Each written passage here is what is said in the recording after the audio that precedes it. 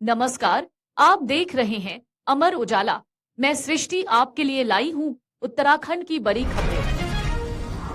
उत्तराखंड में मौसम विभाग ने भारी बारिश को देखते हुए रेड और येलो अलर्ट जारी किया है। कई जिलों में बाढ़ की चेतावनी भी दी गई है। जिलाधिकारियों को सावधानी बरतने के निर्देश दिए गए हैं।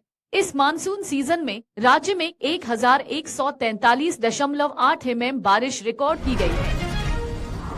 उत्तराखंड एसटीएफ की साइबर क्राइम टीम ने करोड़ों रुपए की ठगी का पर्दाफाश किया है। 2 आरोपी गिरफ्तार किए गए हैं, जिन्होंने फर्जी कंपनी बनाकर पीड़ित से 65 लाख रुपए से अधिक की धोखाधड़ी की। आरोपी फेसबुक पर निवेश का लालच देकर ठगी करते थे और बाद में संपर्क से बचने लगे।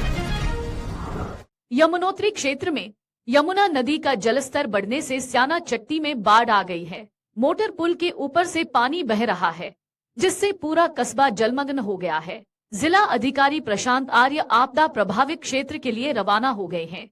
हाईवे भी कई स्थानों पर अवरुद्ध है।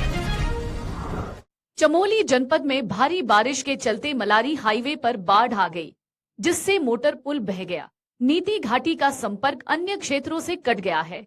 हाल ही में खोला गया यह हाईवे अब फिर से बंद हो गया है, जिससे स्थानीय ग्रामीणों को कठिनाइयों का सामना करना पड़ रहा है। उत्तराखंड में लगातार बारिश के कारण कर्णप्रयाग में लैंडस्लाइड की घटनाएं बढ़ गई हैं। इससे नैनीताल कर्णप्रयाग हाईवे और आईटीआई अप्रोच मार्ग बंद हो गए हैं। कई दुकानों को नुकसान हुआ है और स्थानीय क्षेत्रों में बिजली आपूर्ति भी ठप हो गई है। आपदा राहत कार्यों के बीच उत्तराखंड पुलिस ने मुख्यमंत्री परिवर्तन की झूठी अफवाहें फैलाने वालों के खिलाफ कार्रवाई शुरू की है। सोशल मीडिया पर भ्रामक सूचनाओं की जांच में 3 पेज संचालकों के खिलाफ मुकदमा दर्ज किया गया है। पुलिस ने जनता से अपील की है कि वे अफवाहों से बचें। सरकार ने साहित्य के क्षेत्र में पहली बार लाइफ टाइम अचीवमेंट अवार्ड देने का निर्णय लिया है। भाषा मंत्री सुबोध उनियाल ने बताया कि पुरस्कार के लिए नामों पर विचार जल्द होगा। चयनित साहित्यकार को 5 लाख रुपए का पुरस्कार दिया जाएगा। यह सम्मान साहित्य सृजन को बढ़ावा देने के लिए है। यमुना और टोंस नदी में बाढ़ ने जल विद्युत परियोजनाओं का उत्पादन प्रभावित कर दिया है। यूजीवीएनएल का उत्पादन 2 करोड़ यूनिट से घटकर 1.3 करोड़ यूनिट पर पहुंच गया है। सिल्ट की वजह से टरबाइन को नुकसान की आशंका बढ़ गई है। प्रदेश में बिजली की मांग 4.6 करोड़ यूनिट है, जबकि उपलब्धता 4.9 करोड़ यूनिट है।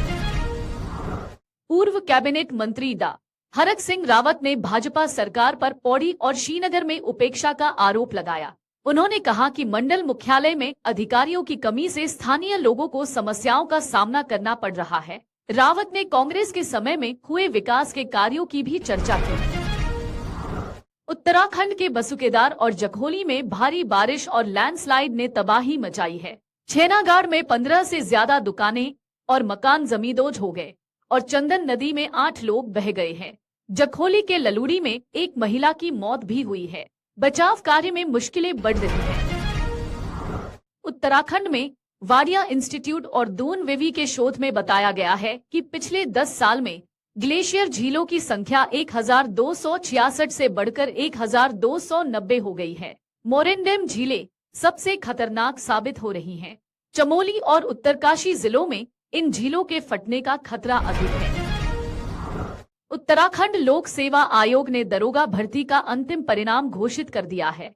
पुलिस उप निरीक्षक पद पर अब्दुल कादिर, एसआई अभिसूचना में नवीन चंद्र जोशी और गुलमनायक पद पर विजय भट्ट ने टॉप किया। दरोगा की कट ऑफ 205.66 अंक रही। भारतीय भूवैज्ञानिक सर्वेक्षण ने 4 जिलों में लैंडस्लाइड के लिए अर्ली वार्निंग सिस्टम लगाने की तैयारी की है। परीक्षण सफल होने पर यह प्रणाली पूर्वानुमान जारी करने में मदद करेगी, जिससे संभावित नुकसान कम किया जा सकेगा। उत्तरकाशी, चमोली, रुद्रप्रयाग और टिहरी जिले ज्यादा संवेदनशील हैं। अगर आप ये वीडियो YouTube पर देख रहे हैं तो हमारे चैनल को सब्सक्राइब करें और बेल आइकन को दबाना ना भूलें। अगर आप Facebook पर ये वीडियो देख रहे हैं तो हमारे पेज को लाइक करें।